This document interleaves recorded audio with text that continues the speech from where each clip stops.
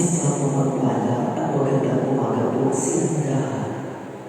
Muli sa ating sama-sama pagtitipon sa ika-6 na linggo ng Misa ni Carlo, tayo ay buugalang na ulihin at liwalahin ang ating Panginoong Diyos.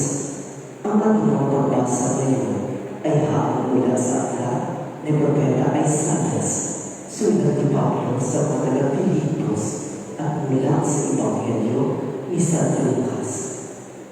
Ang ating mensahe ng ating Ebanghelyo ngayon ay tungkol sa kayamanan sa langit. Kaya sa ating sama-sama pagsamba sa umaga ito, tayo ngayon ay maghahandog ng isang banal na misa. Ang ating banal na misa ay pangunahan ng ating buwihin dekano ng katedral, Reverend Joel Galicia, kasama sina Reverend Lindbergh Gabriel at Reverend Dr. Jose Marie Jr. Kasama rin ang ating mga diakono, Reverend Nicole Sharon Pamaran, Reverend Nicole Michelle Pamaran, at Reverend Gregorio. Ang ating mga panalangin ay isako natin sa Diyos ang lahat ng may pangangailangan, karamdaman at mga kahilingan. Sa pasimula ay inaayahan po lahat ng magsimang talong.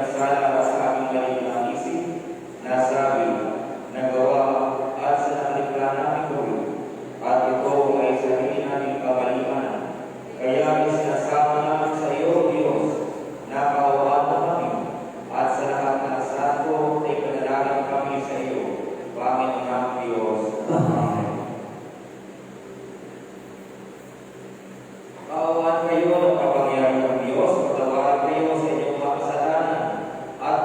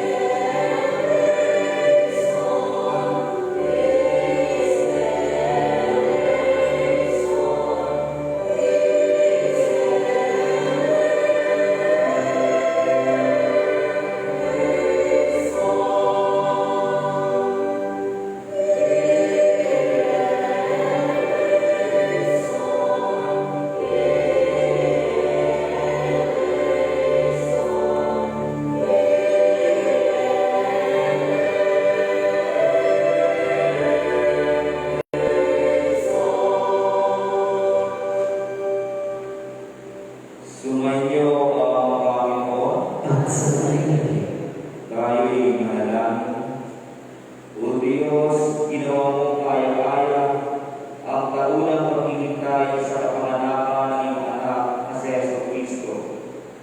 Luubin mo at nagawin namin siya ng may kagalakan bilang aming manunutos nang sa gayon, magkaroon kami ng lakas ng loob na mamasdan siya sa kanyang muling pagbabalik bilang aming hukom. Siya na nabubuhay at nagkakaligtas sa mo at ang Espiritu Santo, iisang Diyos, magpakailanman. Amen. Magsipotoo lahat at ipakinggan ang mga pagbasa. Isang pagbasa ay nakuula sa aklat ni Propeta Isaias. Ito ay tungkol sa pangalawang babala kay Ahaz at palatandaan ng Emmanuel. Ating pakinggan ang unang pagbasa. Pagbasa mula sa aklat ni Propeta Isaias. Kaya nga, ang Panginoon na rin ang magbibigay ng palatandaan. Magdilihit ang isang dalaga at mga anak ng lalaki. At ito'y tatawagin Emmanuel. Ang kakanin niya ay gatas at pulot pag siya ay marunong ng umiwas sa masama at gumawa ng mabuti. Sapagkat bago matuto ang bata na umiwas sa masama at gumawa ng mabuti, ang lupain ng mga mahaling kinatatakutan mo ay magiging ilan. Ito ang salita ng Panginoon. Salamat sa Diyos.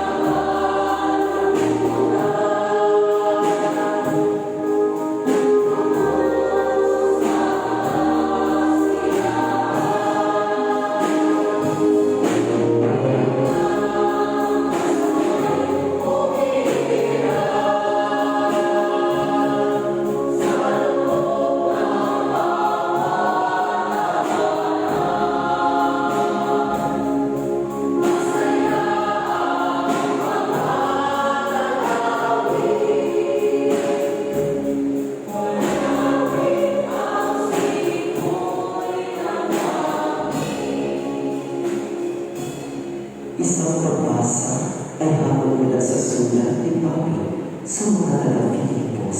Ito ay tungkol sa panalangin ni Pablo para sa mga Kristiyano sa Pilipos. Ating pakinggan ang salita ng Diyos.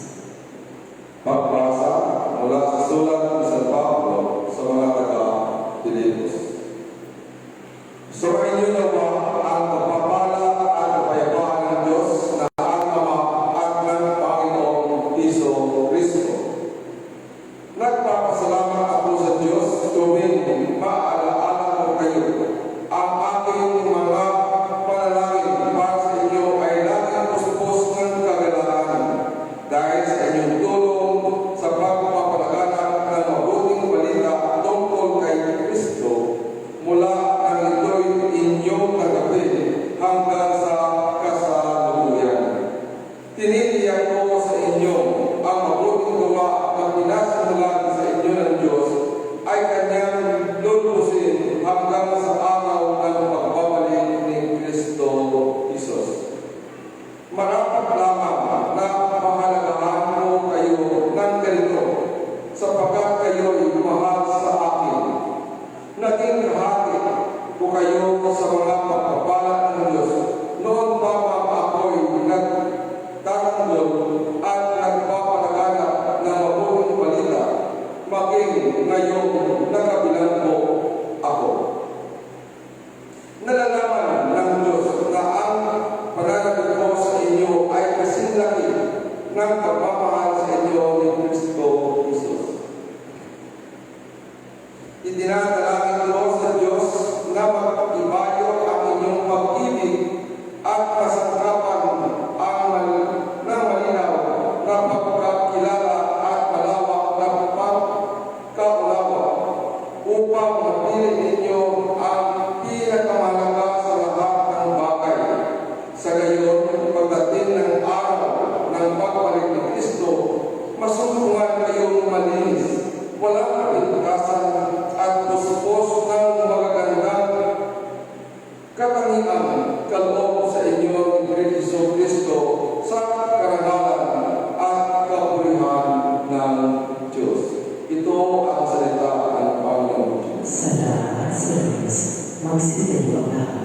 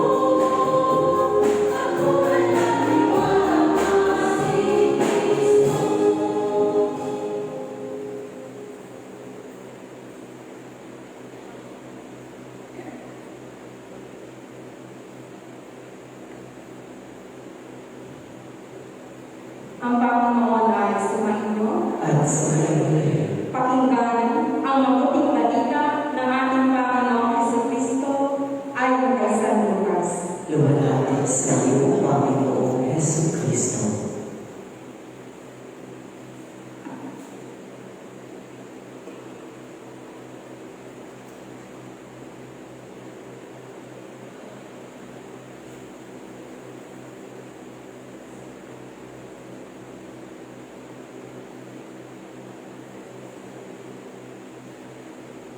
Huwag kayong matakot, bunting kawan, sapagkat ikinalulugod ng inyong Ama na ibigay sa inyo ang kahatan.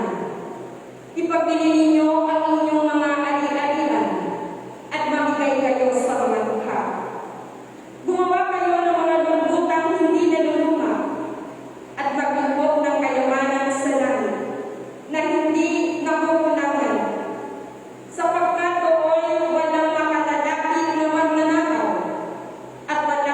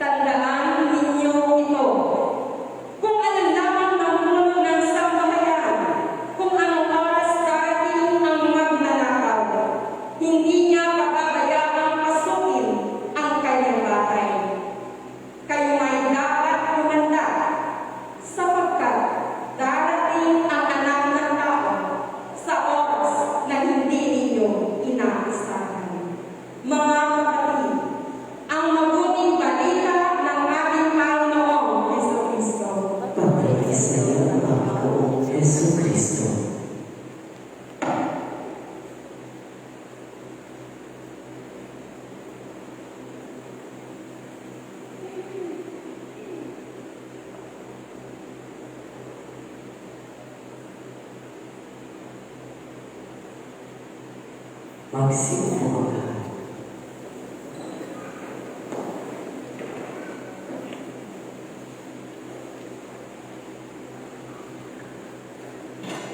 Magandang umaga po sa lahat. Palapakan natin ang Panginoon.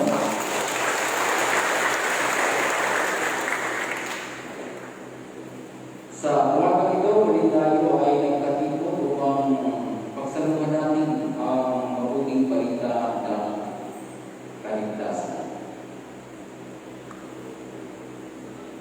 Isang kaganapan sa Panginoon na tayo po ay magpatuloy sa ating pagpupuri at pagpapasalamat.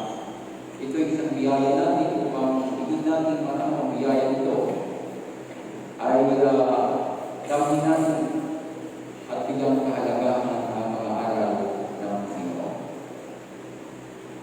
Ganito ang sabi ng banal na kasulatan.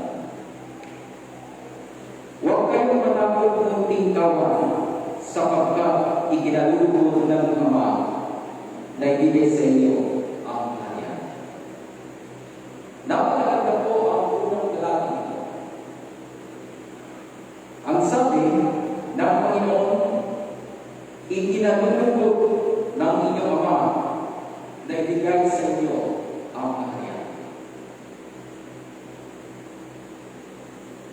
Ano ba talaga ang kaharian? Bakit ito ibinibigay sa atin ng Panginoon? Ano ba ang kaharian ng Diyos? Ayon sa aklat, ayon kay sa isang aklat na pagtingin kay Jesus, the third account of Jesus. Ang kaharian ng Diyos ay ikaganap. Ang kaharian ng Diyos ay wakas. Ang kaharian ng Diyos ay pagkalinga.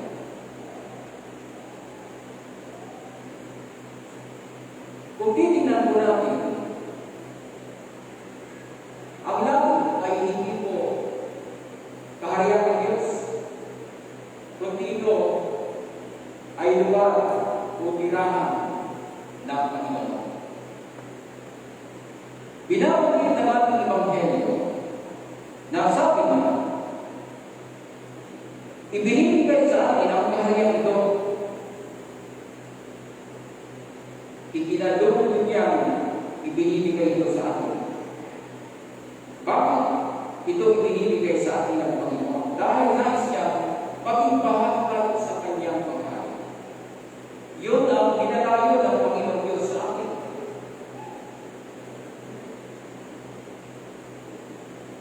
So sinabi ng Panginoon, ay pagbilin niyo ang inyong ari-arian. Ito po ang pinakamahirap sa ating challenge. Ang pagbilin po namin ang ating ari-arian. Posible yung ipagbilin mo ang iyong pinagpaguran, pinagpagusan para lang pamigay sa mga tao ng pagkakita. Yan po yung posibleng mangyari sa buhay natin unless kung ikaw ay susunod sa Panginoon. So, dito sinabi niya, anong klaseng, bakit pinakailangan natin ipagbilin ang bagay ito? Ano ang purpose ng mga bagay na ating pagpapagbilin? Ito ang challenge ng Panginoon sa atin. Inaakasan tayo ng Panginoon. Sabi niya, mamigay kayo sa mga tao.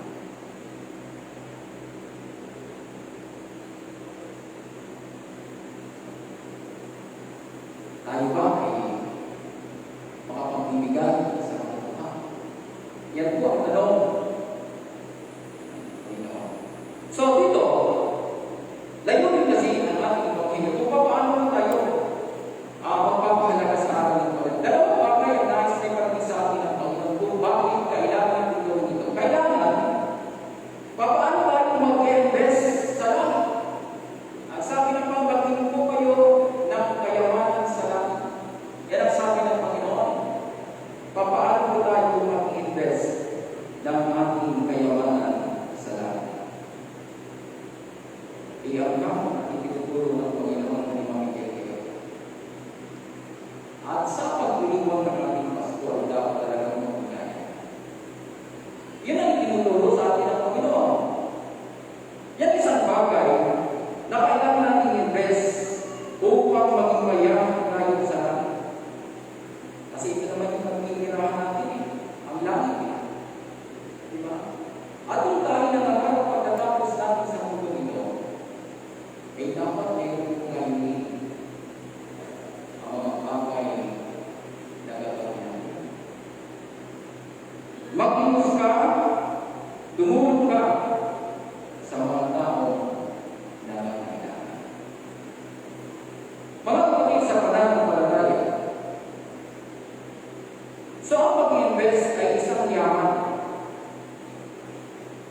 Ito ay nakatutulong sa atin. Ito ay nagdalayon na tayo ay mapaulang ng ating sarili. Sa gitna ng mga pangangailangan, kapag ang tao may kasabihan, kapag may utang, itinanim ay may utang.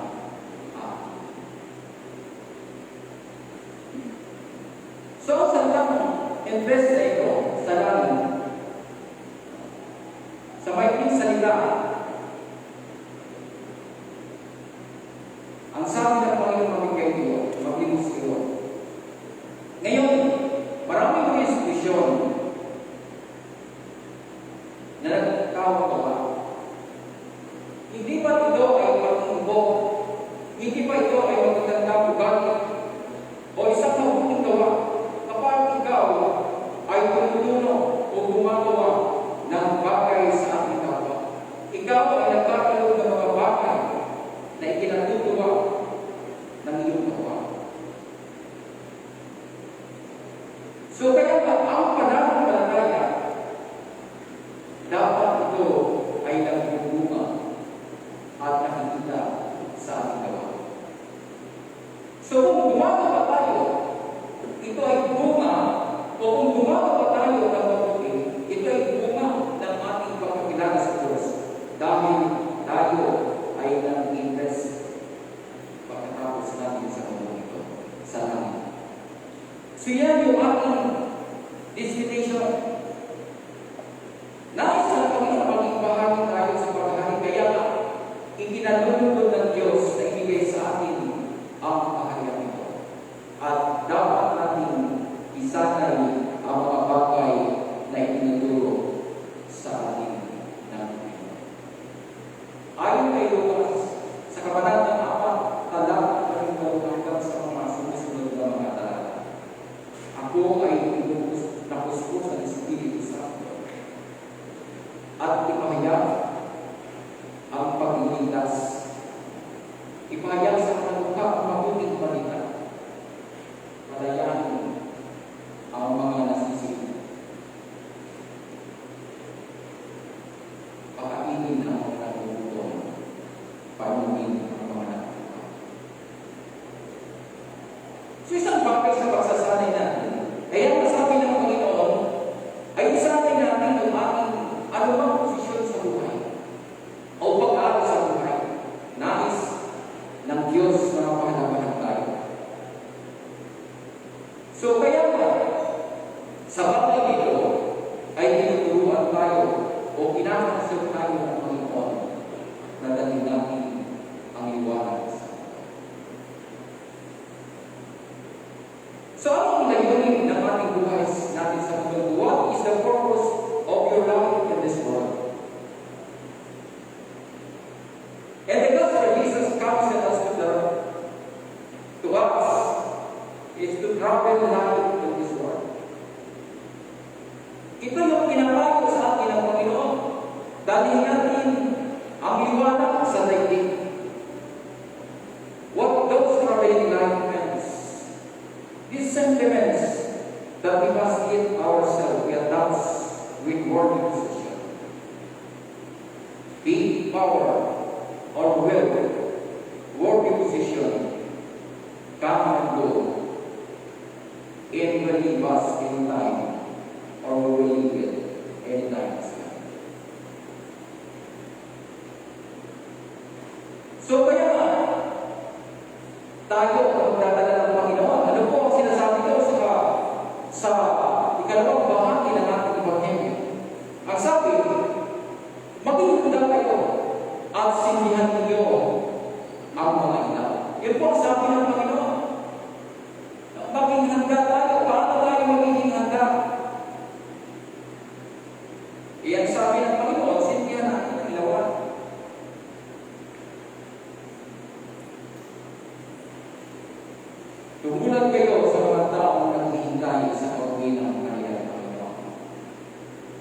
mula sa kasalanan o kasatan para pagdating niya ay umabot sa nagaling.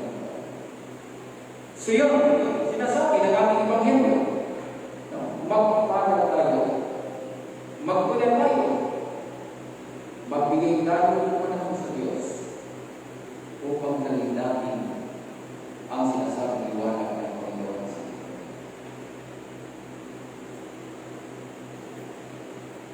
So kailangan natin gamitin ang mga bagay na ating pong pinapagod.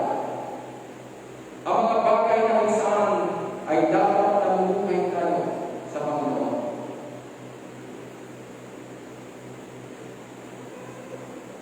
Sa isang bagay na dapat natin bigyan ng kahalagahan.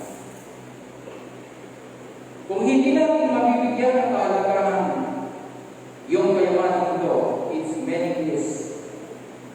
O kung walang pagiging ang ating pong kayamanan, ay wala tayong matatanggap na buhay ay pinangalan sa ating Panginoon. So dapat ang ating kayamanan ay hindi lamang tayo natututong magbigay ng sa mga mayroon, kundi sa mga taong natututong tayo dapat magbigay ay mawala o nangangailangan. At dapat tayo natututo na may tanong natin ang mga bagay na tinuturo sa atin ng Panginoon na walang pagkaubos na kayamanan sa atin. Kaya ang mga kapatid sa pananampalataya, ang bagay na tinuturo sa atin ng Panginoon ay kailangan tayo ng mahalaga sapagkat ito ay magbubunga sa atin ng ganap at kasiyasihan. Kaya nasabi ng Panginoon, mapatag sila o mapatag tayo kung nararamdaman niya na tayo handa dumating man siya sa ating gabi o sa madaling araw. Iniiyak sa atin ng Panginoon ay magiging mahal tayo sa kanyang kahit na inihanda para sa atin. So kaya sa ating sa paglalakbay sa mundo ito, nadala-dala natin ang liwanag at tayo ay inihanda para sa pagdating ng Panginoon. At sa araw ng paghukom na yun, ay hahagulan tayo batay sa ating Panginoon. So kaya ang hamon ng ating Ebanghelyo ito sa buhay natin lahat, magbigay tayo. Ayon sa sigat na dahil ito ang tinuturo sa atin ng Panginoon at dahil ito ang liwanag na binibigay sa atin ng Panginoon ay tayo ang magsisibing liwanag ng daigdig. Tayo ang tulad ng Panginoon. Tayo yung extension ng Panginoon ng kanyang pagmamahal. Tayo ang magiging daan ng pagpapalit ng mga ng Panginoon. Tayo ang ituturo ng Panginoon na maging tulay ng kayamanan. Nais na ng ituturo na ating ginagawa ay isang mundo na pumupuno ng kasiyahan at pagmamahal. So sa ating lahat, ang susi ng kaliyahan namin ay ang pagsunod sa kalooban ng Panginoon. Sa ating lahat, narito ngayon ang hamon ng Ebanghelyo nito. Gamitin natin ang kayamanan sa tamang layunin ito upang hindi natin maramo ang biyaya. Muli po sa ikapitong ating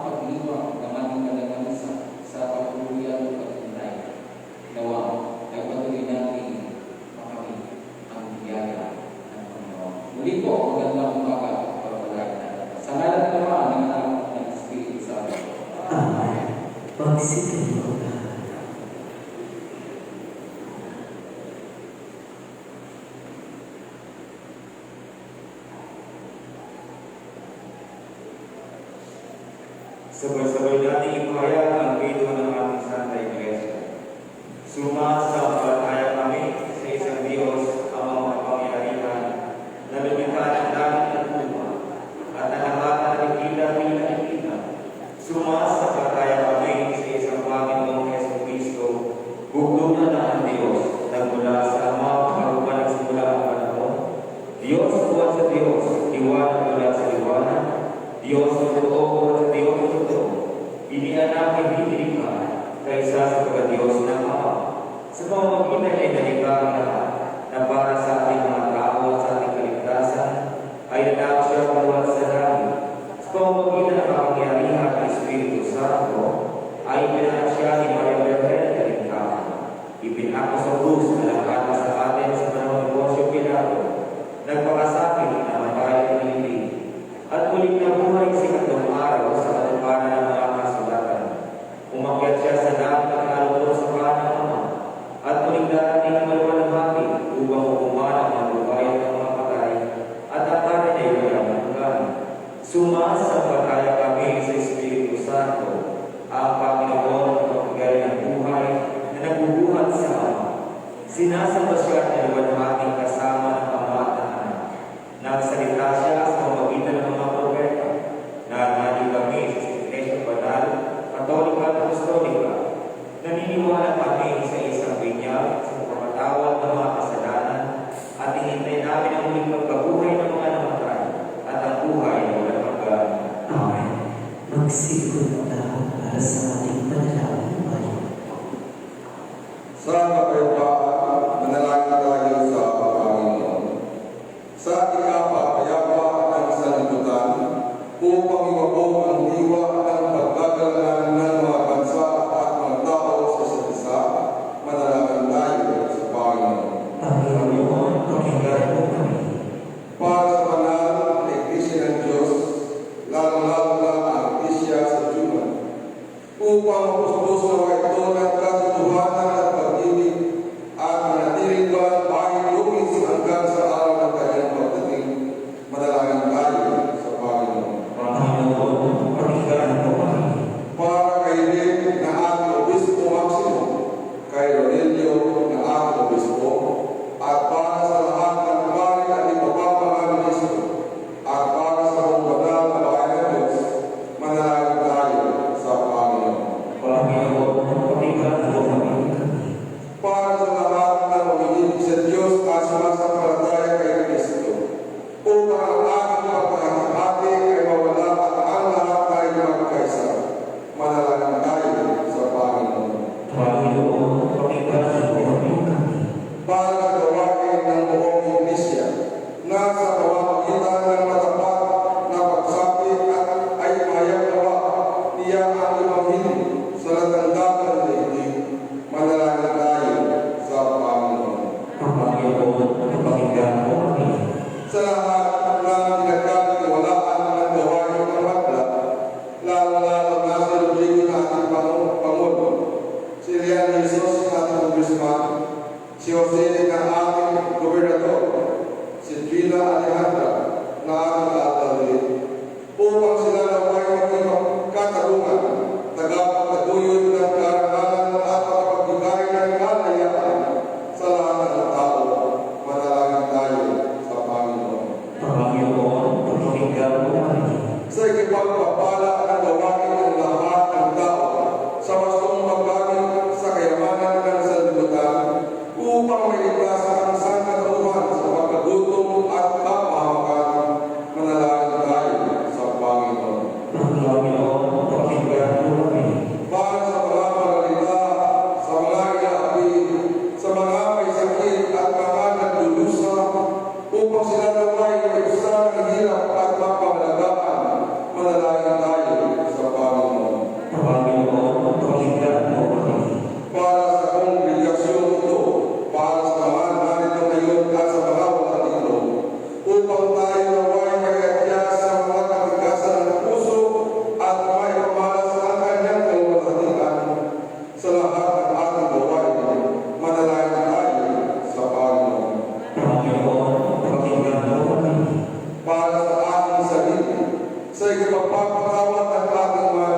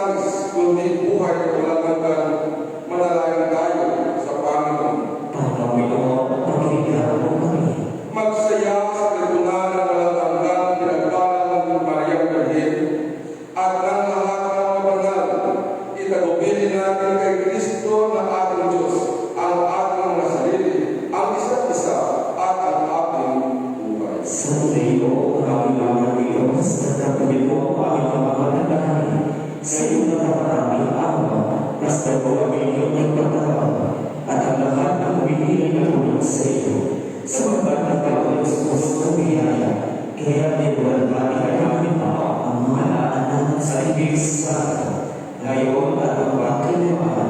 Amen. Magsitinyo ang lahat. Mga kapatid, tayo nagawa ni Kristo sa pamamagitan ng isang Espiritu, tayo lahat ay pinag-isang katawan ng aming binyagan. Nangangahiyap ang pagkakaisa ng Espiritu sa isa na pagkakaalam. Lagi naman sa inyo kapayapaan ng ating Panginoon at sa Panginoon. Magbigay tayo kapayapaan sa isa.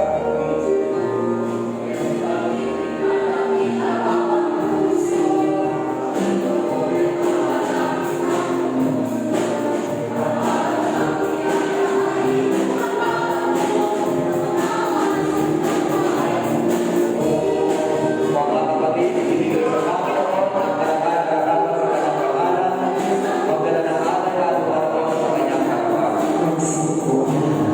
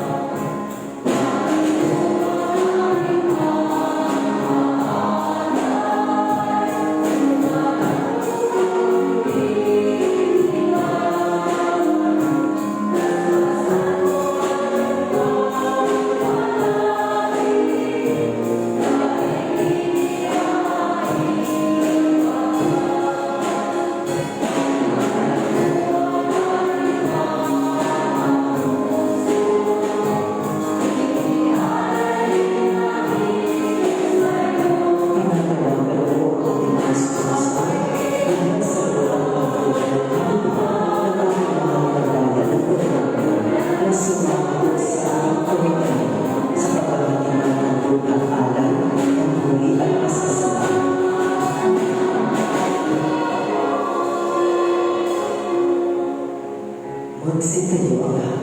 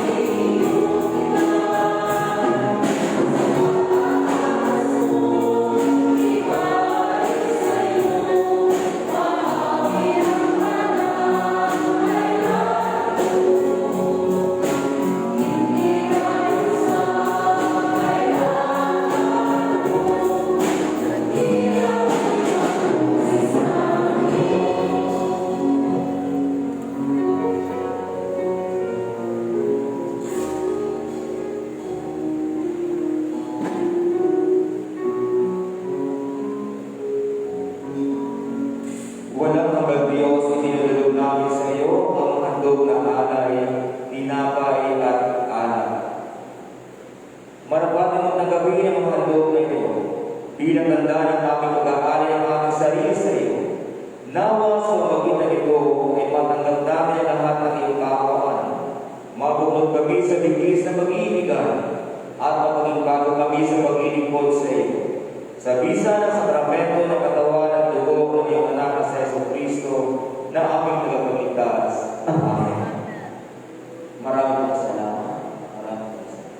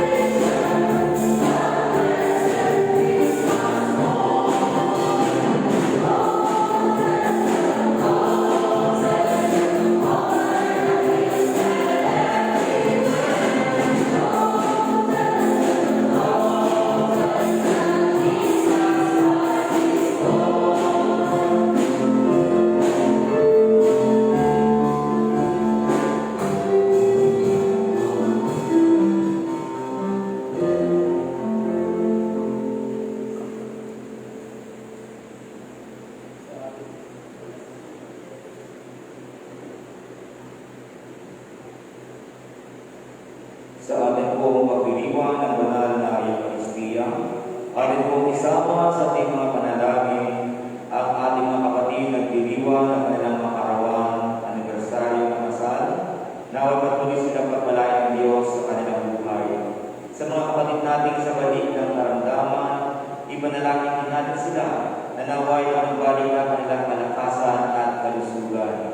Sa atin po mga sponsors, kayo po umaga ito, ang atin pong mga kawani ng LGU Idiuman, naway sa kanilang paglilingkod, pamunahan silang palagi ng ating Panginoon sa mga namumuno, naway patuloy silang pagkaluan ng mga palaging na kaalaman upang sa bawat posisyon nila ay maging drama ang mga bagay na kanilang gagawin. Ganun din ang ating mahal na bansang Pilipinas, ipanalangin natin ang ating bayang ito, na naway ang pagkakapantay-pantay, katarungan at pagiging makataong paglilingkod ay magkakatog sa bawat mamamayang Pilipino. Ganun din sa ating mga frontliners, sa ating pong dinaranas ngayong pandemya, naway ang ating Panginoon ay patuloy na kumilos upang alisin ang karamdaman ito. Kaya manalangin tayo mga kapatid upang ating hain ay maging barato sa Diyos Amang makapangyarihan. Tanggapin po ang Panginoon at Panginoon sa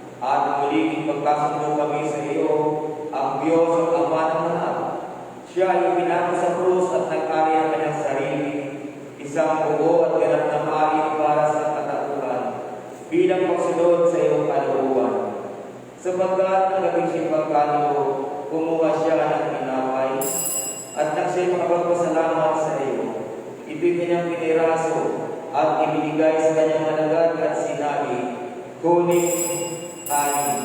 Ito ang aking katawan na pinagkakaloob ko sa inyo. Gawin niyo ito sa pag-alaala sa akin. Matapos ang hapunan ay kinuha niya ang kalis, at nang siya'y makapagpasalamat, ito'y kanyang ibinigay sa kanila at sinabi, iinumin ito kayong lahat, sapagkat ito ang dugo ng aking baptipan, na binubuhos para sa inyo at para sa pagpapatawad ng mga kasalanan, kailanman at iinumin ito ay gawin sa pag-alaala sa akin. Ipangyaman ng siya. Sa Kristo ay naman, sa Kristo ay naman, sa Kristo ay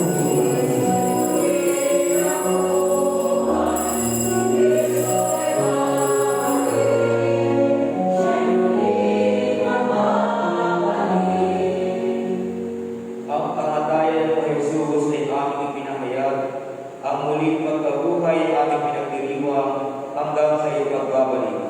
Aming ginaganap ang pag-alaala sa pagkakaligtas sa amin, O Ama. Sa handog na ito ng papuri at pasasalamat, ay iniaari namin sa iyo ang mga handog na ito.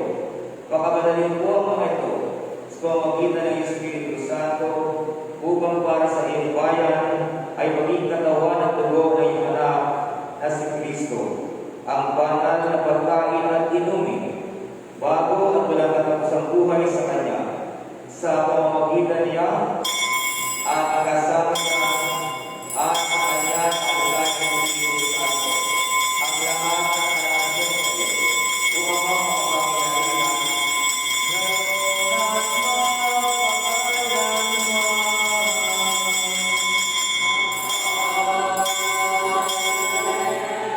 ang simbahan. Isa sa Yesu Kristo tayo yung nagkakaroon.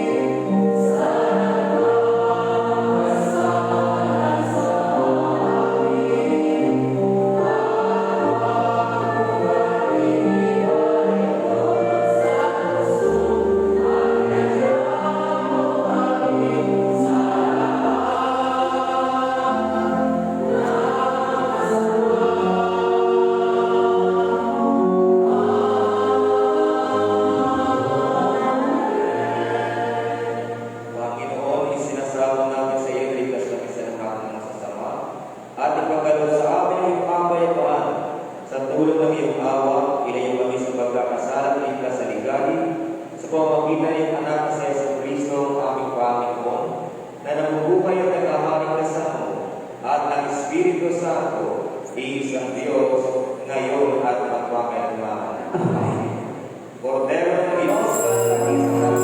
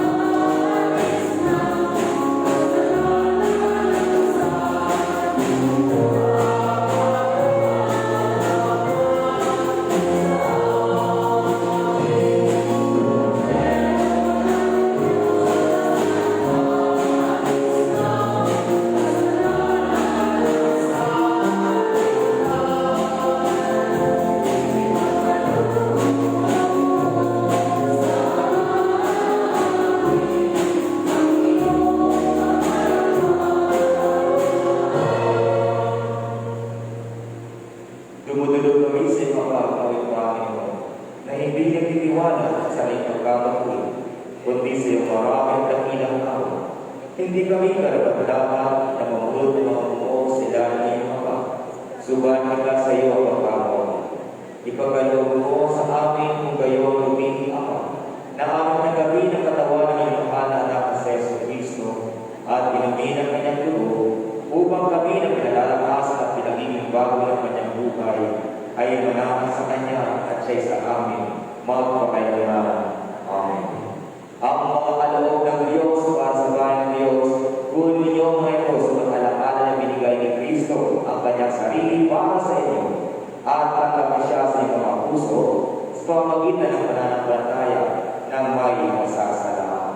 Ang katawan at dugo ni Kristo. Amen.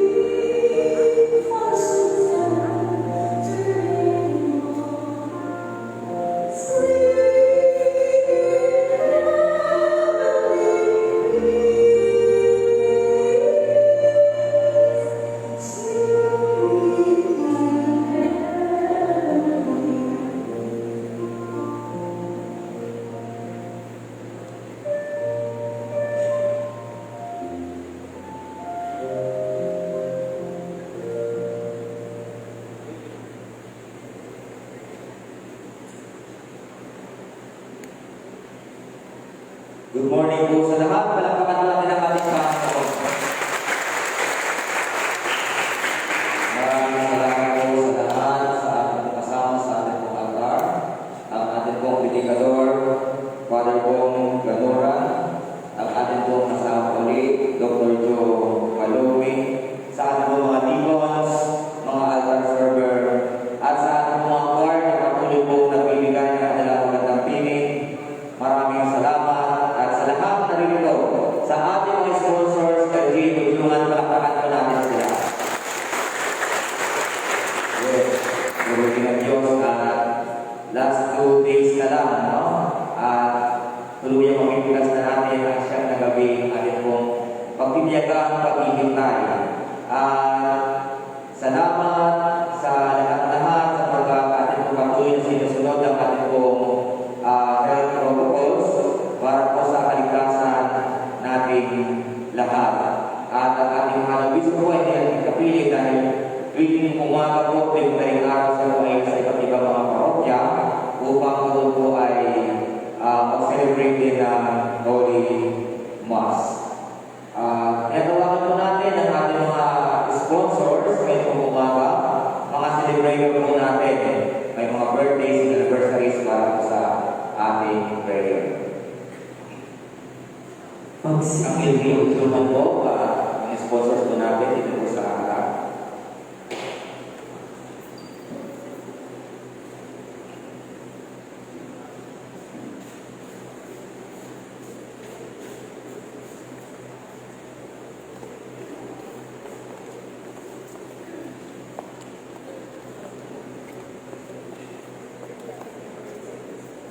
Ang may birthday po sa unahan, and sa likod po yung ating mga sponsors. Kaya maraming salamat. Manalangin tayo.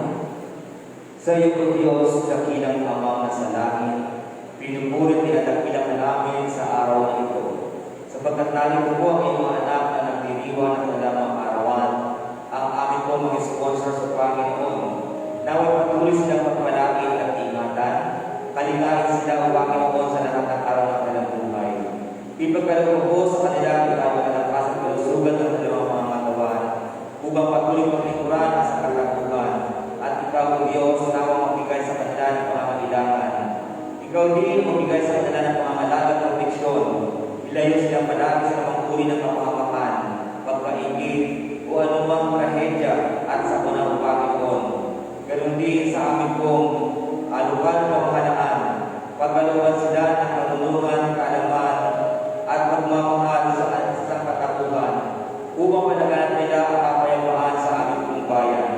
Paghalian mo silang laging Panginoon, upang sa ganon, ang bayan namin ito ay maging mapayapa.